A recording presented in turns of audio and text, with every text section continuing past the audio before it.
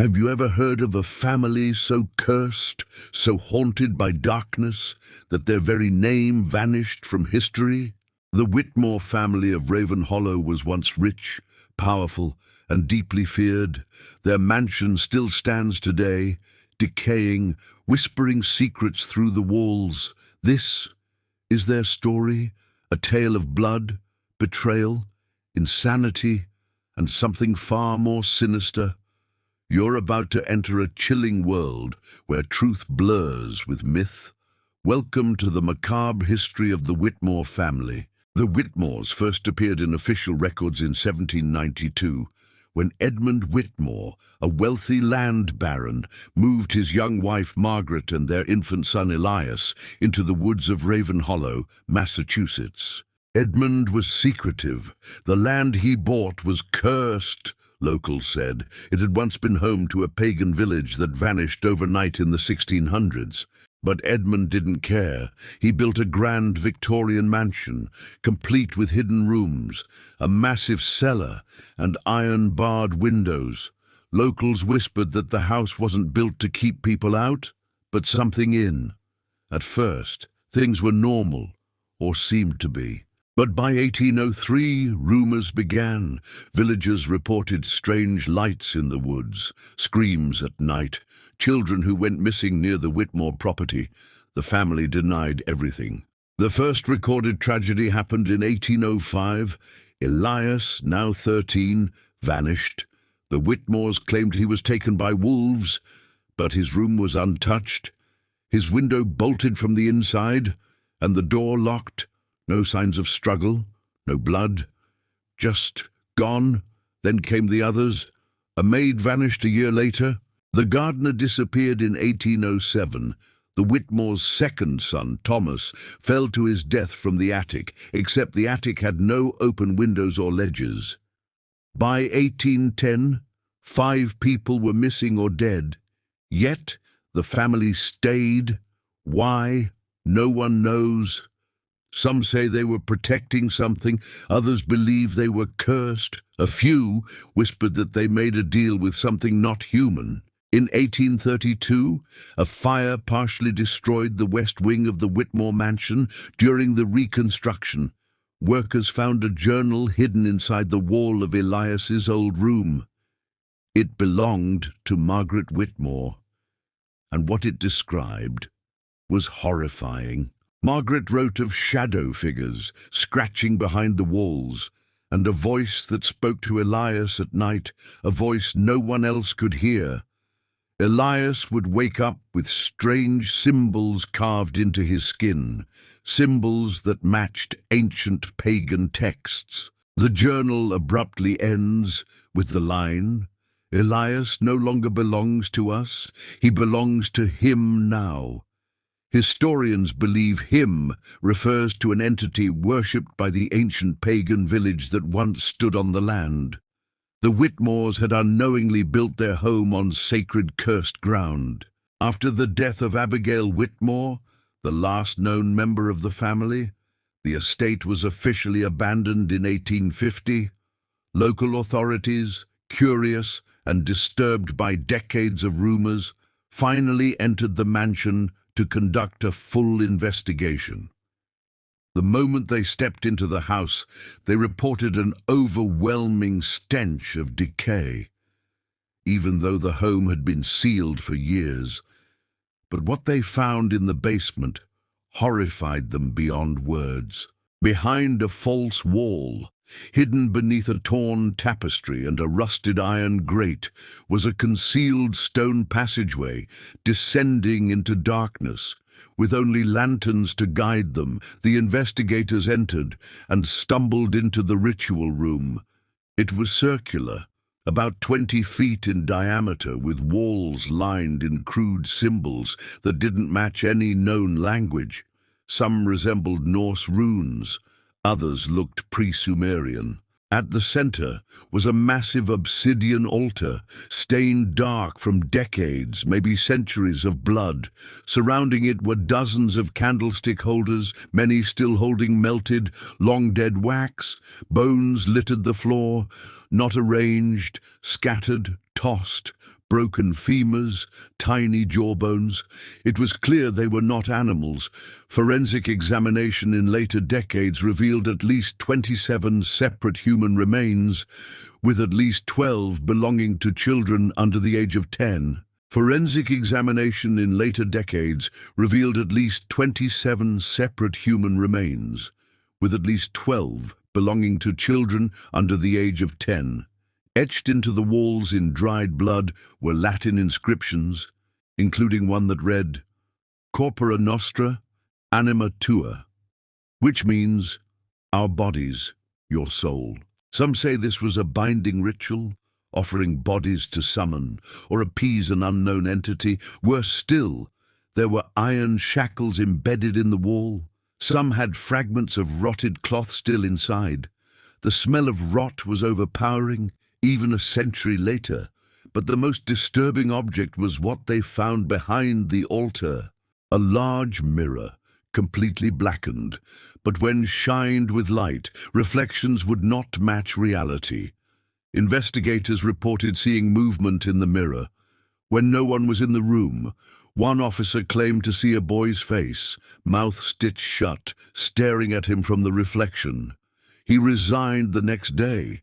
The mirror was removed and sent to the Boston Occult Archive, where it was reportedly locked in a sealed vault until it disappeared in 1937. The ritual room was never destroyed. To this day, it lies beneath the Whitmore estate, sealed in stone, waiting. After the mansion was sealed off, the town of Raven Hollow hoped the nightmares would end, but they didn't. In fact, what came next convinced many that the curse had only just begun. In 1901, a real estate developer named Charles Brewster tried to purchase the property. On the 13th day after signing, he was found dead, impaled on a fence near the front gate. The official cause was accidental fall. Locals didn't buy it. In 1923, a group of 3 professors from Miskatonic University in Arkham, experts in folklore and ancient religions, gained access to the house. They never made it back to the hotel. Their abandoned car was found near a ravine, doors open, engine running. The bodies were never found. Every few decades, someone tries to explore the estate, and every time, they either go mad, disappear, or die under strange circumstances. In 1956, a group of paranormal investigators entered the mansion with cameras and tape recorders. On their drive back, they swerved off a cliff. The footage was recovered, but the tapes were blank. Hours of static, except for one chilling whisper near the end, "We are still here." Locals began to say the mansion was alive, that it feeds off attention, punishing those who try to uncover its secrets. Animals refuse to go near it. Birds fly around it. Drones malfunction above it. Even Google Maps shows a blur over the estate's coordinates. In 1988, the state government declared the land historically sealed, a rare designation meaning no legal development, no demolition, no access. But that didn't stop the brave or the foolish. Urban explorers, YouTubers, even priests tried to enter. The few who returned were visibly changed, pale, paranoid, muttering things like, "He's in the walls, don't look at the mirror, the boy is still calling." The Whitmore curse, it seems, doesn't just protect the family's secrets, it spreads. In 1999, investigative journalist Rachel Miles set out to do what no one else had, trace the Whitmore bloodline. Public records showed the family had ended with Abigail, but Rachel discovered a hidden baptism record from 1871 of a child named Isadora Whitmore, born to a maid named Eliza Reeve. Eliza disappeared 2 weeks after giving birth. The child vanished into the adoption system. Through painstaking genealogy work, Rachel traced Isadora's descendants to a man living in London, Professor Caleb Whitmore. Caleb was a folklore lecturer at the University of Kent. He was 56, quiet, scholarly, unmarried, when confronted by Rachel. Caleb at first denied the name, then quietly he whispered, "That name should have died long ago." Rachel begged for an interview. He refused. But a week later, she received a package, no return address. Inside was an old, burned photograph, the Whitmore family standing in front of their house, their eyes scratched out. Taped to the back was a note. "He knows you're looking. Stop." Rachel ignored the warning. She returned to the US, planning to publish her findings. But just before the article could go live, Rachel vanished. Her apartment door was open, coffee still warm. The only clue, a line scratched into her bathroom mirror. He found her. Caleb Whitmore also vanished. His flat was untouched. No signs of struggle. The only item missing, his research notes on the Whitmore family. To this day, neither has been found. So what do we believe? What truth lies buried in the Whitmore curse? Historians argue the family was just mad, plagued by mental illness, isolation, and superstition, a tragic story of a powerful dynasty consumed by its own darkness. But others, paranormal researchers, cult historians, even former priests, believe otherwise. They believe the Whitmores made a pact, that Elias Whitmore, Margaret's first son, became the vessel for something ancient. Some say a Wendigo, others claim a demon, but most agree it wasn't human. Every sacrifice, every disappearance, every bloodstain in that ritual room was part of a feeding cycle. The curse, in this view, is not a legend. It's a living entity, bound to the land, to the house, and perhaps to the name. And that name still exists somewhere. You've heard it now, you've spoken it. So the question is, did you watch this story? Or did it watch you? Because in the end, the Whitmores didn't die. They just went silent, waiting for the next voice to call them back. And maybe that voice is yours. You've listened, you've imagined, you've seen their faces in your mind. You've opened the door, even if just a crack. And now they know, they always know. The Whitmores never liked to be forgotten. They etched their history in blood, not ink. They spoke to the darkness.